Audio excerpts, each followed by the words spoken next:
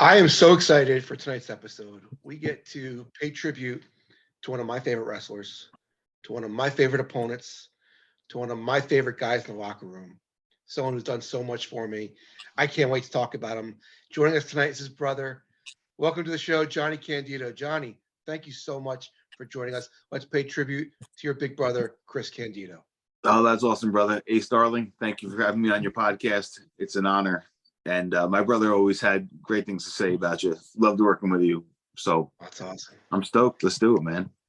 Your grandpa was a wrestler, correct? So it gets a little convoluted because it was neither of our blood grandfathers. Our parents split and remarried. So it was his stepmother's father. So that's how we got into the business. So his grandfather, yes, basically, if we, to make it simple, yes, his grandfather was, he did jobs for Vince, and he worked at the Monster, not worked, he was involved with the Monster Factory. So he knew Larry Sharp and would bring my brother around when he was very young.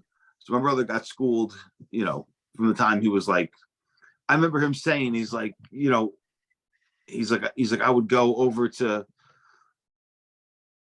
see Chuck, Chuck Popeye Richards. And he's like, I was like 8, 9 years old, and there was all these dudes with like muscles and like cool looking hair. He's like, I didn't really know what they did, but I just wanted to be one of those dudes. And then he figured out what they did. And then he just had just a one-track mind. That's all he cared about was wrestling, getting in shape, and that's it. So, yeah. Did Popeye actually break him in? Yeah. So, yeah, Popeye broke him in, but he also, my brother was so ambitious. He started running shows in Spring Lake when he was, I want to say, he started going to the Monster Factory around like 12, 13 years old. Wow. And then because of Larry Sharp, he was able to get the ring, bring it to Spring Lake where we grew up. He put it in Marucci Park, which is a park in Spring Lake. And Bam Bam worked on those shows. Balls Mahoney, whose real name's John, was friends with my brother from school, worked on those shows. And then we get local kids. And so my brother was like legit like running shows by the time he was 12, 13 years old. And he actually like went to a council meeting in town and had to like pitch like why he wanted wrestling in town, and they gave him the okay, and like all this stuff. That's all he cared about was wrestling. Talk to me about Chris and John together. I mean, they were pretty tight. So I think how the two of them started was, I know my brother, actually how they met was my brother was wearing a Hot Rod shirt, like a Roddy Piper shirt. And John was riding his bike past, and he's like, hey man, you like wrestling? And my brother's like, yeah, like wrestling. My grandfather's a wrestler.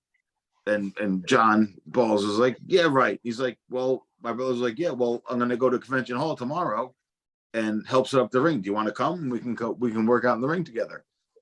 And, John Balls, like, didn't believe him. And then my brother showed up and was like, you come with me? And they did. So that's how Balls knew that my brother was like, legit.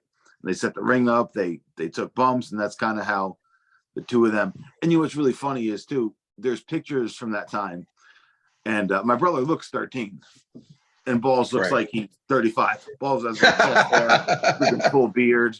He's got his shirt off. 300 pounds. It's hilarious. He looks exactly like he did in ECW. But that's funny. Yeah, the two of them got in it together. When did your brother meet Tammy? He met Tammy, I want to say it was senior year of high school, and he did a show at Matawan High School. That's where she went. Not Matawan, Matawan. And he was working Johnny Hotbody. I don't know why the fuck I remember the story, but he was working Johnny Hotbody, and Johnny Hotbody had him like in a headlock takeover, and he's like, oh, Candido, like, look at this freaking hot blonde in the front. And my brother like swept him and went to the other side, and he's like, dude, she's like a teenager. And like they were both like talking about it in the ring. And then afterwards, Tammy came up to him and they talked, and he ended up staying in Matawan that night. And the next day he came back, and So I mean, at the time I was a young kid, but later on, he's like the next day, he's like, oh, I think I got a new girlfriend. So that's how they met. She was in, went to Mattawan High School and was at the show. She was already a wrestling fan, and that's how the two of them met. What were your initial impressions of her? So my initial impressions were good because, like, my parents would go out on the weekends, go to dinner or whatever parents did.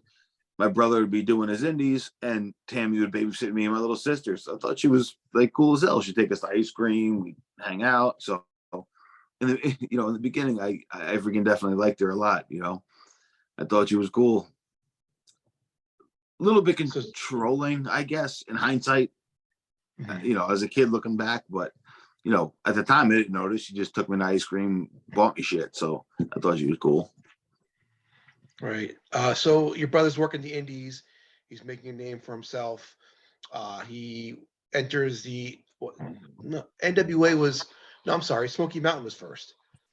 So talk to me about him actually going to Smoky Mountain. All right. So I remember.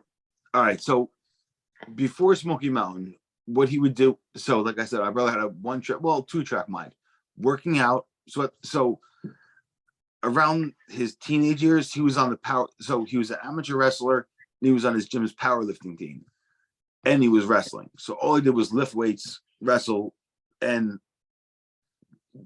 he was big into like nutrition, this, that. So when he wasn't wrestling and he wasn't talking about wrestling, he would make these tapes, like musical montages of his matches, spots, everything, and he would send them all around. And I remember he'd be like, "Oh, Johnny, come watch my tapes." I remember watching them, and maybe half of it was him getting body slammed, taking big back drops, big high arm drags. And me as a kid, I'm like, dude, you're getting your ass kicked like half the time. I'm like, nobody's gonna want to hire you from this piece of shit. You're getting beat up. He's like, no, dude, I gotta show him I have to bump. And so he sent a bunch of those tapes out to Jim Cornette, and Cornette was like, yeah, come out here. So my brother went out there, and then he came back. He went out with Tammy again, and Cornette's like, listen, to my brother, he's like, I don't have enough money to give you enough money to live here and make enough money, but you have a good looking girlfriend. If we can get her on the mic and she already knows the business, we could pay both of you and you guys can have enough money to live here. So let me just say from the get-go, my parents were dead set against it. My brother went there under the guise of going to college, saying he was going to become I think it was a chiropractor or something like that. But so he went out there, and that's when he started.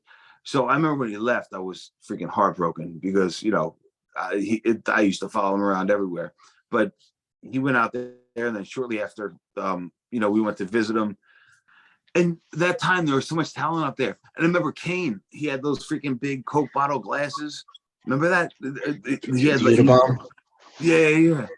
Dude, they had a lot of talent down there at that time. I mean, Van Dam was there, Jericho was there, Lance Storm was there. So it was Al Snow, Rock and Roll Express. What can you tell him? What did he tell you about Jim Cornette?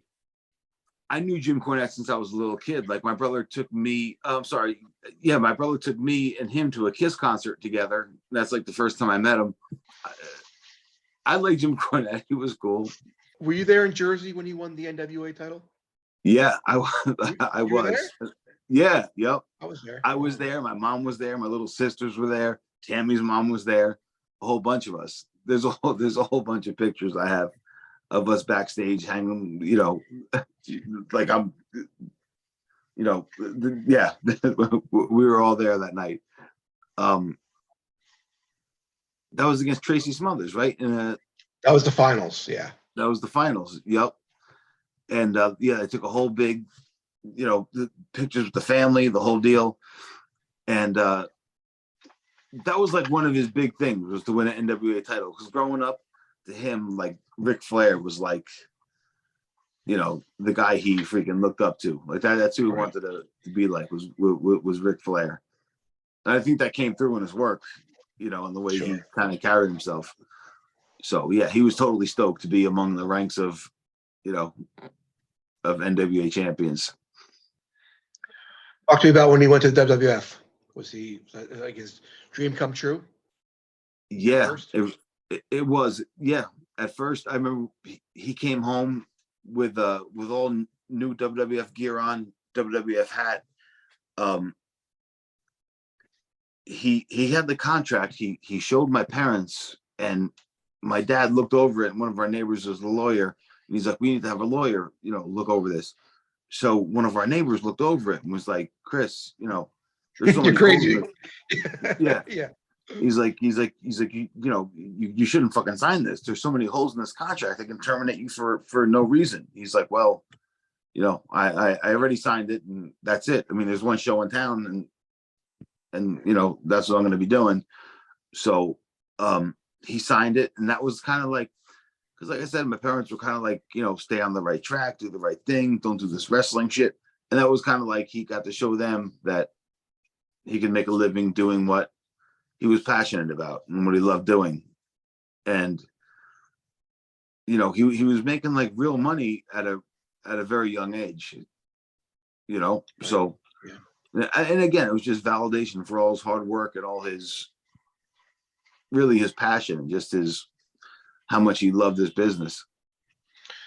So I used to do TV jobs all the time, Saturday morning squash matches. Mike Moraldo versus Adam Bomb, get squashed in 3 minutes.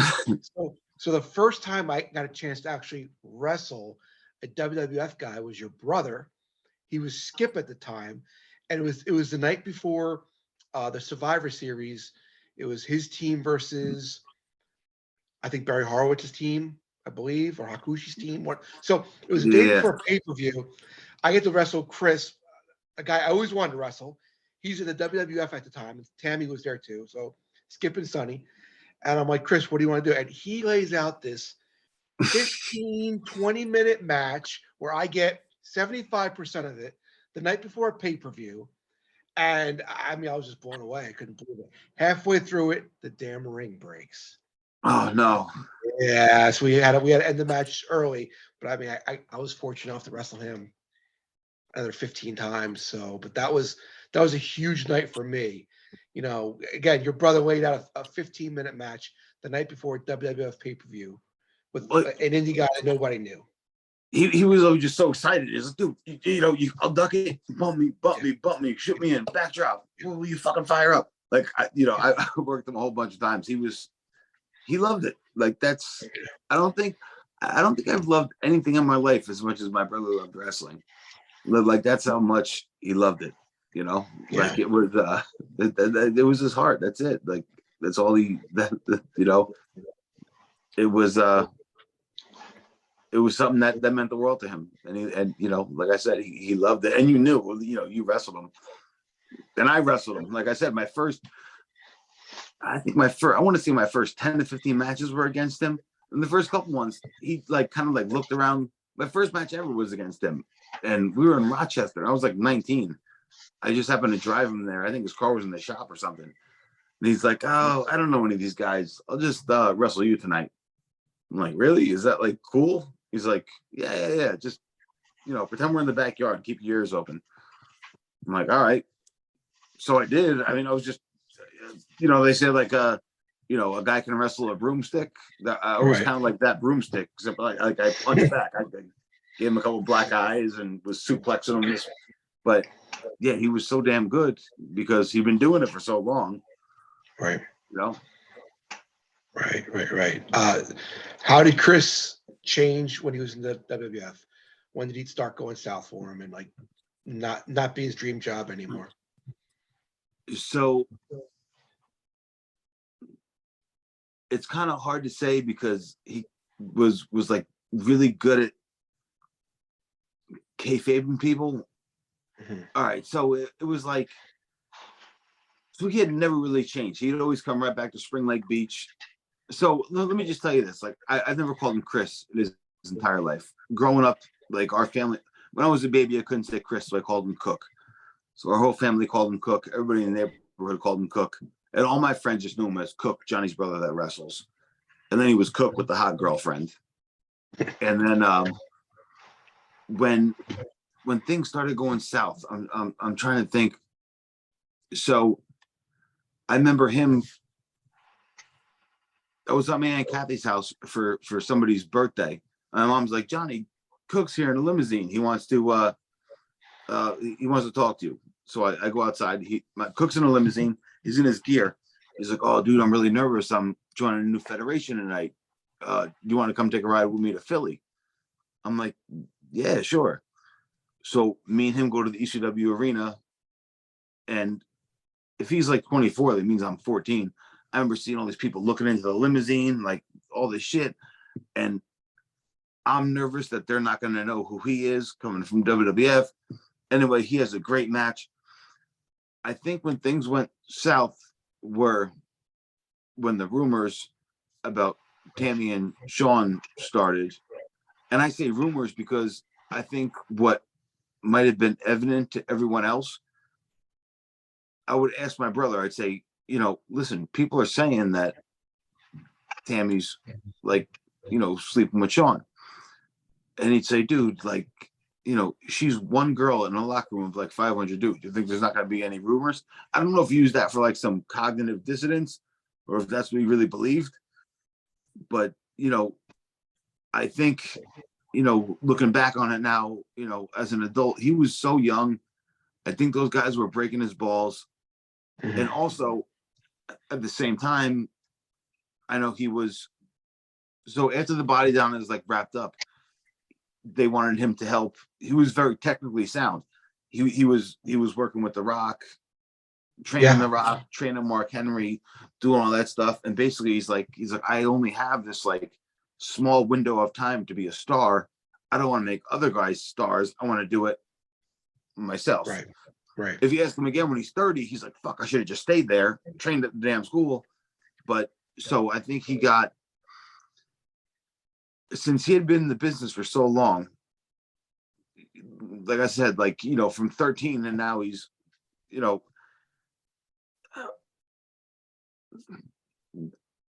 I think the whole downfall started with the rumors with Tammy. He went over to ECW because those guys were breaking his balls and teasing him. And that whole time, like the time when they were doing best financially was like the most fucked up behind closed doors. Because I was there. I mean, insane shit would like happen that night. Like I don't even know how to explain it. And then the next day he would fucking drive me to high school. We never talk about it again. Like, I don't want to. Tammy was a real fucking. I don't want to get too deep. If you ask me a question, I'll answer it. But the first, I saw a couple things where she was very controlling and she was like a very abusive toward him, and at the same time, she was cheating on him. And either he didn't know it or he didn't want to know it. Or, you know what I'm saying? Right. Tammy always had like a very high, she had a very high opinion of herself. And then when she became Sunny, she really thought that she, in the words of Tom Pritchard, he said, there were a lot of times where she wasn't very nice to a lot of people. Like she was kind of an asshole, So I can't help but think that karma is getting her now because, and my brother's stuck with it. I mean, if I fast forward, but let's say when I first started working, I started kind of understanding how to work in 04 when we could actually, we'd go together. I'd work on the undercard. He'd be on top with whoever. And it would just be me and him all the time. And she'd feel like she was like missing out. She would get pissed that me and him would like, be going to Indies and shit. She would like lock herself in the fucking car. Rarely, like let's say from late 02 to he died. It was pretty much me and him on the road, unless she bugged out and like locked herself in my car. But like, I remember a time where we were in Massachusetts, and just to make a long story short, she fucking freaked out and she started punching him. And he said, "No selling it, no selling it, no selling it." And I'm just getting mad because I've seen this a million times. Boom, no selling it. She goes, lays on the bed. He goes over to talk to her. She kicks him right in the face. Dude, I couldn't watch it anymore. I grabbed him. I threw him out of the hotel room. I shut the door behind his back. He's trying to fight me to get back in. I'm not letting him. I'm fighting him. We're not like getting off punches. We're just like tussling in the hallway. We both get to a stalemate when we're sitting there. I'm like, dude, let's get in my car and let's get the fuck out of here. Yeah, fuck her. And he's like, dude, I can't. I'm like, why not? Why can't you? He's like, I brought her into my business and I got to see it through. I'm like, no, you don't, dude. And mind you, at this time, I didn't know that she had cheated on him and all that shit. My brother told me it was just rumors. Had I known that she really did that, yeah, you would have ammo. Exactly. I would have ammo. And mind you, so at the time, like, a little bit after this, like in 2004, my brother cleaned his act up. And, we started like going to Raw and doing shit like that. I mean, I guess I'm a little bit more aggressive than him. And he'd be like, Johnny, listen, you're going to run into Shawn Michaels. Don't be a fucking dick. You don't know nothing. Right. Be fucking nice. I'm like, all right. And like, had I known at those times, I could have been like, yo, dickhead, like, what the fuck? But like that case that night when she was beating him up, kicking him, me and him, we fucking went for a ride for like an hour. We talked it out. We, whatever, fucking forgot about it. Came back, and of course she's like, oh, when we got back to the hotel, oh, I got room service for you guys. And my brother goes to kiss her. She tries to kiss me. I'm like, fuck away from me. Like, it was always like one of those kind of relationships with me and her. Right. Like when I'd leave their house, I'd be like, all right, Cook, love you. Later, Tammy. And then he'd be like, Johnny, can you fucking tell Tammy you love her too? And then I would. And then she'd do something completely fucking nuts again the next week. And I'd be hating her again. Right. So, it was kind of like that. I'm sorry if I was long-winded, but, I guess it was a complicated relationship. Bro, you again, it's your show, man. You say whatever you want. Nah, I don't know. It's tough because. You know what you said? You said the guys were breaking his balls. It's got to be hard to not get heat when you're young. You can work, you're in shape, and you got a hot girlfriend walking into that environment. You know what I mean? Like he had a target on his back, no matter how cool Chris was, because Chris was the coolest. No matter who he was, he's got a target on his back when he goes to WWF. That's true. It's a lose-lose. I mean, if he was a fucking tough guy, he would have gotten beat up. The guy he was. He wasn't a tough guy. He was like a nice guy, wanted to make jokes. They broke his balls. It was, what could he have done? Right. Nothing really, And then, and like I said in the beginning, they all were boys. Like they all know each other, mutual respect. Everyone coming back. All the Hardy Boys made me this bandana. This guy did this. Like I'm friends with it. And then and then they started banging Tammy. So that's the fucking shits, and that's why I don't like her. Well, that's an understatement, but ECW. Your brother was with his friends. He was out of that toxic environment. He was in unbelievable shape, and he got to work. He got to work his style matches. Talk to me about your brother in ECW. My brother in ECW, from the first day I was there, it like felt like home. Like it was like you said, he could work his type of matches. He knew all the boys, and everybody was so freaking cool. He really thrived. They gave him a whole lot more creative control. Obviously, he can cut his own promos. He could do whatever he wanted in the ring. That's when he started doing the top rope power bomb. And he kind of, the song "Back in Black," when he came out to, he was back. He was back being being Chris Candido, not Skip, fucking, and he really loved it so much, and he was so passionate about it, and he wanted the company to grow. And just me as a kid, him taking me along with him, I could see how all the boys, like Dreamer and the Dudleys, and just everybody was so behind this, and they fucking wanted it to, it was really like, I know it sounds cliche, but it was like such like a family atmosphere. Like everybody was, was so fucking cool. And yeah, he totally thrived there. And he could do angles that he wanted to do, and angles that made sense, because Paulie had like a wrestling mind. Like when him and Lance tagged and they both fucking hated each other, but like he loved shit like that. Right.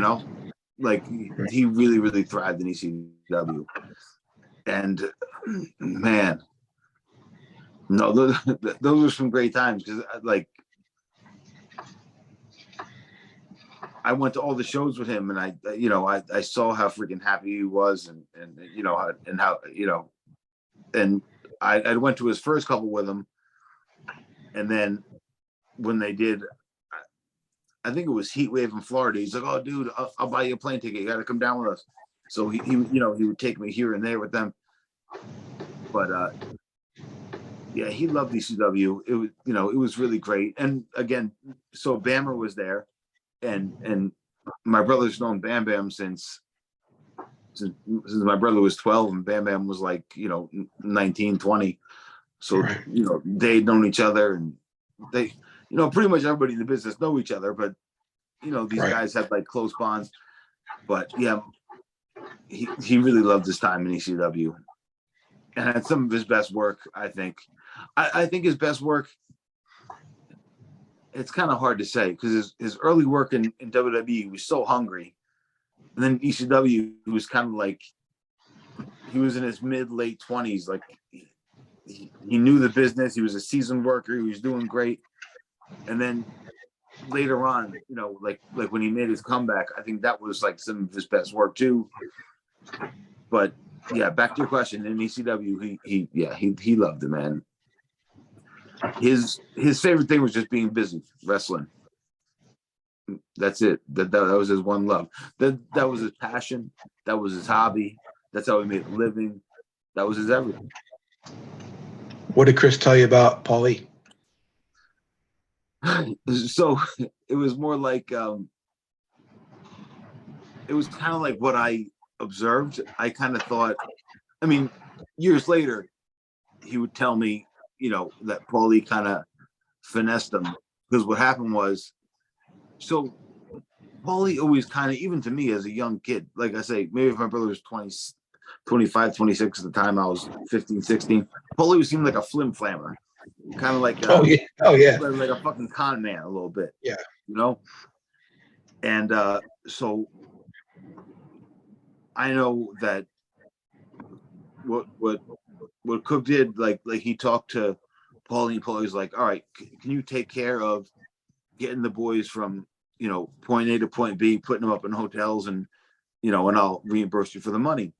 And he was doing that for a couple of years, and then he was doing that, and then he stopped getting reimbursed, and then he lost his fucking house. Oh my God. So Paulie kind of unintentionally kind of fucked him.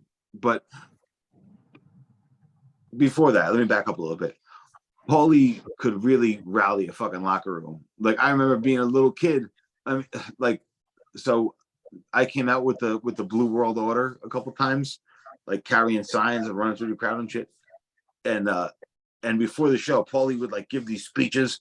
He was like, you know what, guys, this is the fucking Super Bowl, and you've got the ball on 3rd and 10, and there's the end zone. And he'd have everybody all fucking stoked. And even me as a little kid, I'm like, fuck yeah. So yeah, he really, he knew what he was doing, and he loved the business. He had so like, what I think a lot of these guys, obviously my brother, Paulie, Jim Cornette, whether they get along or not, they really, really, really love the business. There's people who get into it for different reasons, All my brother Right. ever wanted to do was be a professional wrestler. That's all he cared about. Would never do anything else. And I think him and Paulie were kind of kindred spirits in that. So, and even when he did get fucked for the money, I remember overhearing him tell my mom, like, Ma, it's just stuff. I'll get it back. Like, don't worry about it. Like, he didn't really sweat it.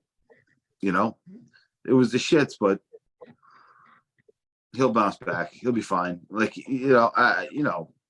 again, you knew my brother. He wasn't one to really like worry and lose his head over things. He'd rather laugh it off. Fuck it. I'll get new shit. Fuck him. Is that why he left ECW for WCW? Because of the money?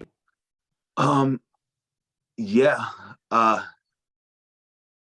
So yeah, I guess short answer, yes, because WCW was paying him a lot. And then even when they closed, they were still paying him for however long his contract lasted. I don't know if let's say up to a year, he was getting paid something like 14 grand a week, and pretty much getting paid to do nothing because he was still under contract. And then, he started going to Japan, doing shit like that. And, and then and then thankfully, he wasn't far by, he lived a half an hour away, but then he moved right to Manasquan right after that. And that was some of the freaking, some of the best times we had. But I'm sorry, go ahead. But I was just thinking of a funny story when I was thinking of Manasquan. Tell it. All right. So this is this is 03. I'm 21.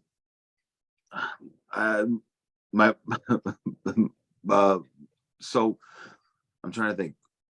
Cook's car's in the shop. He's like, Johnny, we got to go to Brooklyn. I got to see my buddy. I got to get some gear, gas, steroids. I'm like, all right, I'll take you there. This is I don't know, like 10 o'clock in the morning. So me and him drive to Brooklyn. We see our buddy, our friend. He's like, hey guys, he's like, I got anything you just want. He dumps out a pillowcase full of anything you could possibly want. My brother's like, all right, test 400. I'll take some of that. Winstrol, I'll take some of that. D-ball, Phenojet, yeah, give me some of that shit. He's like, all right, I'll pay you later. And he's like, you have some pins? So both of us fucking take some shit. We fucking go. On the way home, we're like, yo, let's stop over Nature's Corner, this health food store. Let's go get a fucking wheatgrass and a kale drink, cleanse our systems. Mm-hmm. So the two of us are waiting in line, and a friend of my mother's is in front of us, and she turns around. She's kind of eccentric. She goes, Christopher, Jonathan, I didn't know you two were juicing. And we're like, She meant, excuse me? That's awesome. Yeah. And she's like, I didn't know you two were juicing. How long have you guys been juicing? And then she takes her drink and goes, me and him were like, fucking Hilarious. kale juice. And my brother's like, oh shit, juicing. He's like, oh fuck, I've been doing that forever. She's like, doesn't it make you feel great and strong? My brother's like, hell yeah. It turned into a Saturday Night Live skit. It was fucking hilarious. Because when she said that, both of our hearts stopped. We're like, we thought we fucking dropped pins out of our pockets. But yeah, no, that shit was fucking hilarious. That's funny so stuff. we yeah. But I saw your brother. I saw your brother when he was working for WCW. He came to a show. He had his arm in his big cast. I go, what happened to you? He goes, one word, chronic. Remember Chronic? Yep, I remember Chronic. Yeah, he says that they broke his arm. And then he didn't have time to heal his fucking arm. Then he got all fucked up. That's the thing obviously with the business. You get hurt, you can't, you don't got time. And he was so damn eager to get the fuck back in there, But man. Tell me about when your brother was say WWF, any fan interactions. How did your brother handle being recognized, talking to people who knew who he was? Dude, he was so fucking funny. I think it must be because like around here, like nobody gave a fuck that he was a wrestler, and like everybody just like if we were at a table and somebody walked up and said, "Hey, you Chris Candido," be like, "Yeah, dude, pull up a fucking seat. What are you doing? What do you want? Fucking Denver omelet? Go on, sit down." Like he was like so like like very like inviting to everyone. And it was funny, like, because all my buddies would like all hang at his house. He'd be like, "Jesus Christ, I feel like I'm running the fucking Chris Candido house for fucking wayward boys." He's like, "There's like 30 people in my backyard all the fucking time."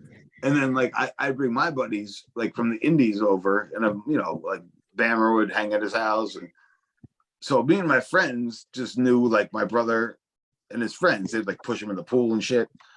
And then like other guys would be like, "Dude, I'm sitting here with Chris Candido and Bam Bam Bigelow. What the fuck?" So for like different people, but Yeah. with fans, he was always just like super generous with his time, and like he like super friendly and never dismissive, Right. and always like cool as shit. And he was the same way with like with younger wrestlers. If someone asked him to watch the match, or even if they didn't, like he liked that kind of like people asking him, because that was his love. That's what he loved to do. So he with fan interactions and like younger talent asking him about things, he loved it. He watched the matches, critique it, the fans, he'd do whatever the fuck. He was a super humble, and again, like I think the word that always comes to mind is like affable, because he like my brother, he loved to chat, fucking talk shit. He was I remember one time Dapper would always book the bad matches. It was your brother teaming with somebody, I won't say the name, against two guys who I won't say the name because they weren't very good. Your brother looks at me and he goes, "Basically, it's me and a ring." That's right. He'll go out there and wrestle himself. Yeah. I'm sure he made it work. Yeah, he goes, he'll go out there and wrestle himself. Yeah, he was that good. I mean, I remember like just doing stuff with him, and it was literally him doing it to himself. Like I remember like he'd go for a superplex, and I'd be the one who would be taking a superplex, and he'd say, "No." He goes, "Shit can me." So I'd give him the front bump, but I would just be doing this, and he just did everything. Like he would wrestle himself in there. Dude, like obviously that was me too. I mean, like obviously I was less advanced than you, but he would be like, he just threw me in, like I was gonna say out of the frying pan into the fire, but just like out of hanging out with him into the fire. And he'd like hook me up and be like, "All right, fucking rolling suplexes," and he would like pick me up for like rolling suplex. I would just like get to a base like I was amateur wrestling. He's like, "No, fucking ease up, tuck your chin." I'm like, "Okay," and then he just hit me with 3 rolling suplexes. He's like, "All right, duck the clothesline, do it again." Like, motherfucker. And like he was just so good, at that stuff. Like I think I want to see maybe my 5th match in professional wrestling was a cage match against him. And we would do shit. We were like fighting up the cage, boom, boom, boom, boom, boom. And we'd get to the top of the cage and I'd hit him and he'd fall all the way down to the ground. Now here I am at the top of the cage. I'm like, all right, high cross body, fucking. I remember actually that match won match of the year 2004, number 3.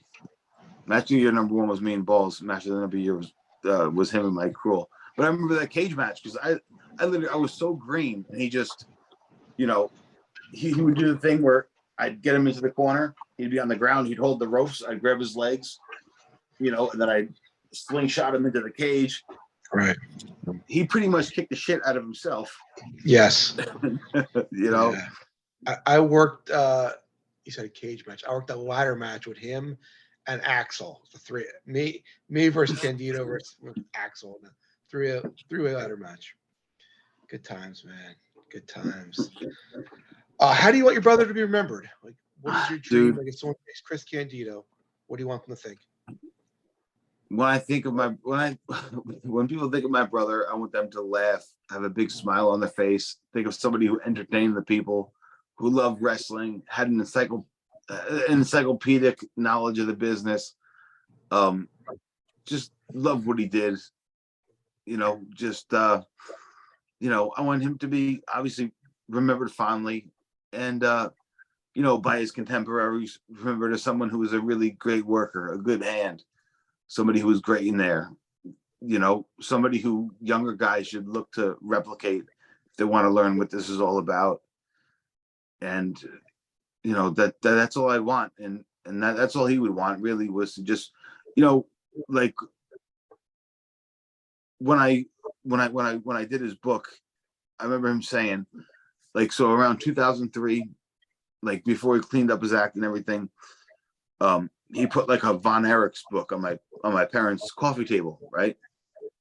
And we stopped by there for something one day, and he's like thumbing through it. And my mom's like, Christopher, is this what you want to be? You're going to be in a coffee table book. And he's like, Ma, if in 15 years from now, if I die, I'd be overjoyed to be in a coffee table book. So, now he's like, he just wanted to be remembered because he had such passion for the business. He loved it so much. And, he was just such an awesome person. So, and to think he died at fucking 33. I'm 40. I still feel like a kid. Like, I can't believe he did so much in those 33 years, so much more than so many people have done. And he lived his life and, doing what he loved every single day. So, obviously I love my brother more than anything, and his legacy means the world to me. So, Yeah, I remember. That's why it's great to talk to guys like you who've known him and worked with him. It's, it's really great, especially his birthday's coming up March 21st. So yeah, I remember when Crowbar, he called me and told me the news, and man, that was a rough day. I mean, I don't got to tell you because I can't imagine how terrible it was for you, but yeah. Let's think of, tell me something, a good time you and Chris had, something that, I don't even know where the fuck to begin a good time. We had a good time every single day. I'm trying to think of a quick funny story because all the fucking stories I have are like so long-winded. All right, quick funny story. All right, so 04, we're fucking booked in Jersey City at exit 15X, and the Mouth of the South is running the locker room. And then we're booked at exit 15X on the turnpike, and then exit 1 off the turnpike. And it was a double booking that he kind of did on purpose. He's like, I can probably work the first guy to get on first or second. So anyway, we fucking get to the first booking at 15X. Mouth of the South is running the locker room. He's like, all right, you guys are the main event. I was managing him. Anyway, my brother's like, listen, I made a mistake. I double booked us. Can you get us on second? So he does. It's him versus Norman Smiley versus Crowbar. They have their match. He's like, all right, Johnny, hurry up. Say your goodbyes. We got to go to exit 1 and go to the show. So we say our goodbyes. We get in the car. We start driving. I'm on E, right? And I'm driving down the turnpike. I'm like, dude, we're going to fucking run out of gas. So at the second one, we're tagging against Danny Doring and Roadkill, I think. And so we're fucking speeding down the turnpike with E in the car. I'm like, we have to stop for gas. He's like, if we don't get there, we're not getting this payday. Hurry the fuck up. So he's like, fuck gas. We'll worry about that later. So we fucking get there. I'm sorry. So we're driving down the turnpike on fumes. We get to exit 1. There's no GPS, no Waze, no nothing like that. He goes, all right, make a right, make a left. Use your wrestler's intuition. Left, right, left, right. And he's like, all right, make a left. He goes, I know it's at a baseball field. Make a left. And we see this big field, all these lights, and we see Danny Doring and Roadkill in the fucking ring, and they're wrestling other people. But there's this giant fence. And we're like, both of us hop out of the car, and we're looking how to get in, and there's no way to get in. So both of us start fucking scaling the fence, right? So we climb over this big fence, We go run into the freaking ring. The fans thought it was fucking part of the show. We hit the ring, shit can the other two, have the freaking match, call it on the fly, boom, boom, boom. And, it looks like the fucking greatest thing ever, right? So afterwards, we're having some drinks, we're hanging out, we're telling the story about the night, da da da da. And we're like the last people to fucking leave. We forget we have no gas. So we get in the car, we start driving, it starts monsooning out. Pouring rain. We can't see anything. The car dies, no gas. We push the car down the hill. We end up at Earl Navy Base. They start screaming at us to get out of there. Long story long, we pushed the car out. We find this car full of chicks in a purple Geo Metro. Takes us to get a gas can, to fill it up with gas, to bring back to our car, to put in our car, to drive back to a gas station, to then drive home. And we got home around like 6 a.m. So, and the whole time we're doing this, and it's pouring rain, we're pushing the car. We're like, how are we ever going to tell this story that anyone would ever really like get it? Like, it was, the sun was coming up, and we're pushing the car in the rain. It was just one of those, I don't know. The two of us had a lot of fun, even when it was nutty shit like that. It was the best, man. I'd do anything to have him back for, I'd say a minute, but a minute wouldn't be enough. I need like a good 10, 20 minutes because he was the freaking best. Can you imagine your brother in the business today when when work rate's really important, when size isn't as important? Your brother would. I was going to say, top right now. He would. I know.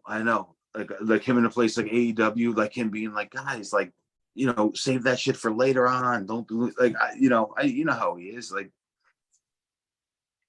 he would be, man. It's just it sucks not having him around, and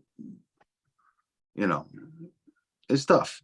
Dude, it wasn't just my brother. He was my best friend in the world. But yeah, man, he was a freaking man. And it's so great that all these years after, people are still, they want to talk about him because they have such fond memories of him. And that just freaking means the world to me because, it wasn't just me and my family, and it was so many people that loved him. So, it really does mean a lot, Awesome. Any final words about your brother? You said there's a book. Do you want to plug the book? Oh yeah. I co-authored a book with John Cosper, No Gimmicks Needed, Chris Candido.